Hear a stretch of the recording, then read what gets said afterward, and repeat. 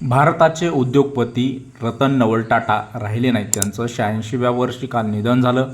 वरळीच्या पारशी स्मशानभूमीत त्यांच्यावरती अंत्यसंस्कार करण्यात आले. पारंपरिक दफनाऐवजी त्यांच्यावर अग्निसंस्कार करण्यात आलेले आहेत. प्रथम पार्थिव प्रार्थनागृहात ठेवण्यात आले. तेथे पारशी परंपरेतील गेह सारनू वाचले. रतन टाटा यांच्या पार्थिवाच्या तोंडावर कापडाचा तुकडा ठेवून अहनवेतीचा संपूर्ण पहिला अध्याय वाचला. ही शांती प्रार्थनेची प्रक्रिया आहे. यानंतर विद्युत दाहिनीत अंत्यसंस्कार करण्यात आले.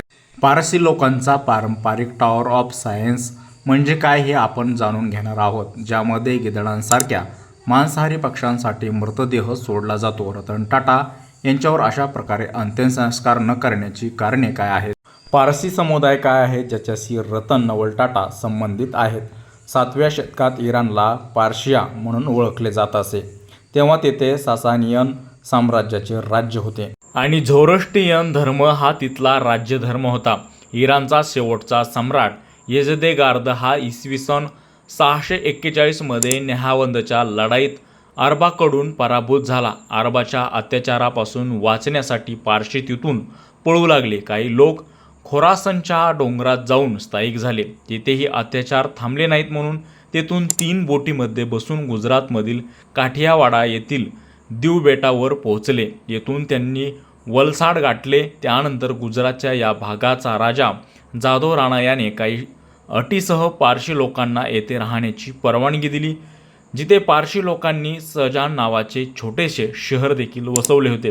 पारशी समाज हा नंतर भारतातील सर्वात सुशिक्षित आणि श्रीमंत लोकांपैकी एक बनलेला आहे. जगात पारशी लोकांची लोकसंख्या 1.5 ते 2 लाख आहे. त्यापैकी 60 ते 70 हजार पारशी भारतात आणि 40 ते 45 हजार पारशी मुंबईमध्ये राहतात. 1940 मध्ये भारतातील पारशी लोकसंख्या 1 लाख होती, जी 2011 मध्ये 60 हजारावर आली. 2050 मध्ये त्यांची लोकसंख्या 40 हजारापर्यंत घसरण्याची अपेक्षा आहे. पारसी समाजाच्या चमकणाऱ्या ताऱ्यांमध्ये उद्योगपती टाटा समूहापासून रॉकस्टार क्रेडी मार्करीपर्यंत सर्वांचा समावेश आहे. फिरोजशाह मेहता, दादाभाई नौरोजी आणि भिकाजी कामा ज्यांनी भारताच्या स्वातंत्र्य लढ्यात सक्रिय सहभाग घेतला, ते देखील पारशी होते. प्रश्न क्रमांक 2. पारशी लोकांच्या अंत्यसंस्काराची पारंपरिक पद्धत कोणती आहे? उत्तर: पारशी लोकांच्या अंत्यसंस्काराची परंपरा 3000 वर्ष पुराणी आहे. पारशी लोकांच्या मशानभूमीला दखमा किंवा टॉवर ऑफ सायलेन्स म्हणतात. टॉवर ऑफ सायलेन्स गोलाकार पोकळ इमारतीच्या रूपात आहे.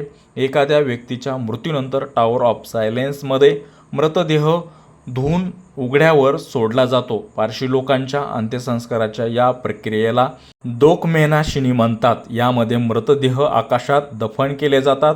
स्काय ब्युरिल्स म्हणजेच मृतदेहाची विल्हेवाट लावण्यासाठी तो टॉवर ऑफ सायलेन्समध्ये सूर्यप्रकाशात आणि मांसाहारी पक्ष्यासाठी उघड्यावर सोडला जातो. प्रश्न क्रमांक 3. पारशी लोकांचे अंत्यसंस्कार अजूनही असेच केले जातात की त्यात काही बदल झालेले आहेत? उत्तर: सामान्यात पारशी सामान्य अंत्यसंस्कारासाठी टॉवर ऑफ सायलेन्समध्ये मृतदेह उघड्यावर सोडला जातो.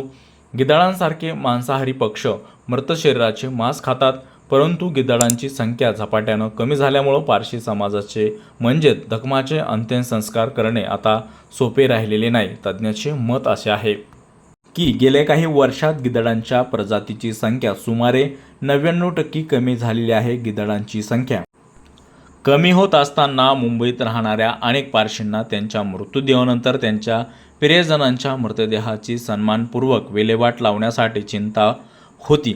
नव्या पिढीतील अनेक पारशींना त्यांच्या प्रिय व्यक्तीचा मृतदेह अनेक दिवस उघड्यावरती पाडावा असे वाटत नाही.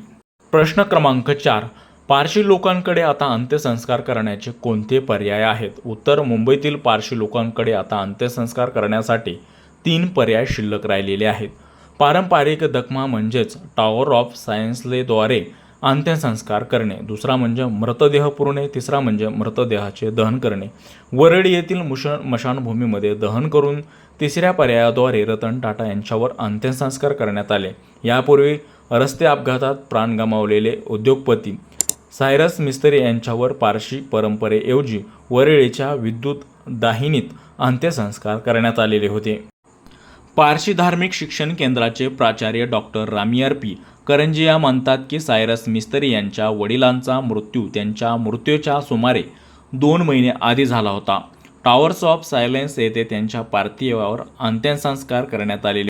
प्रश्न क्रमांक 5. जे.आर.डी. टाटा यांची पारशीच्या अंत्यसंस्काराशी संबंधित कथा काय आहे ते देखील आपण थोडक्यात जाणून घेण्याचा प्रयत्न करणार आहोत.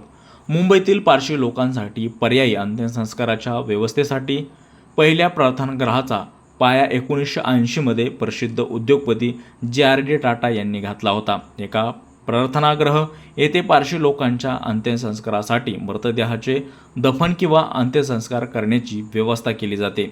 1980च्या दशकात त्यांचे भाऊ बी.आर.डी. टाटा यांच्या निधनानंतर जे.आर.डी. टाटा यांनी मुंबई महानगरपालिका आयुक्त जमशेद कांगा यांना विचारले होते की त्यांच्या भावाच्या अंत्यसंस्कारासाठी मुंबईतील कोणते स्मशान चांगले असेल.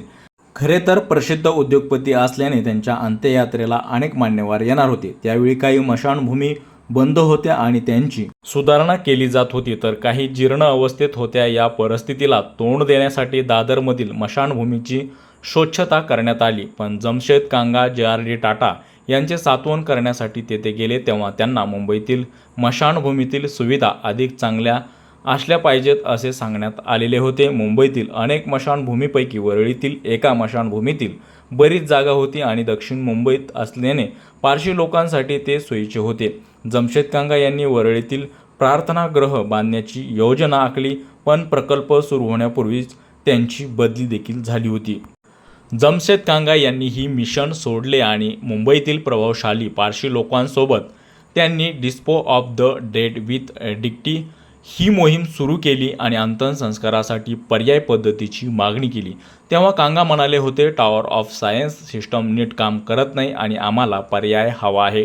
पारशीसाठी स्मशानभूमी बांधण्याची मागणी जोर धरू लागली. टॉवर ऑफ सायन्सजवळ स्मशानभूमी बांधण्यासाठीही प्रस्ताव ठेवण्यात आला होता, पण बॉम्बे पारशी पंचायत किंग BPP पारशी लोकांची सर्वात मोठी प्रतिनिधी संस्था यांनी तो स्वीकारला नाही.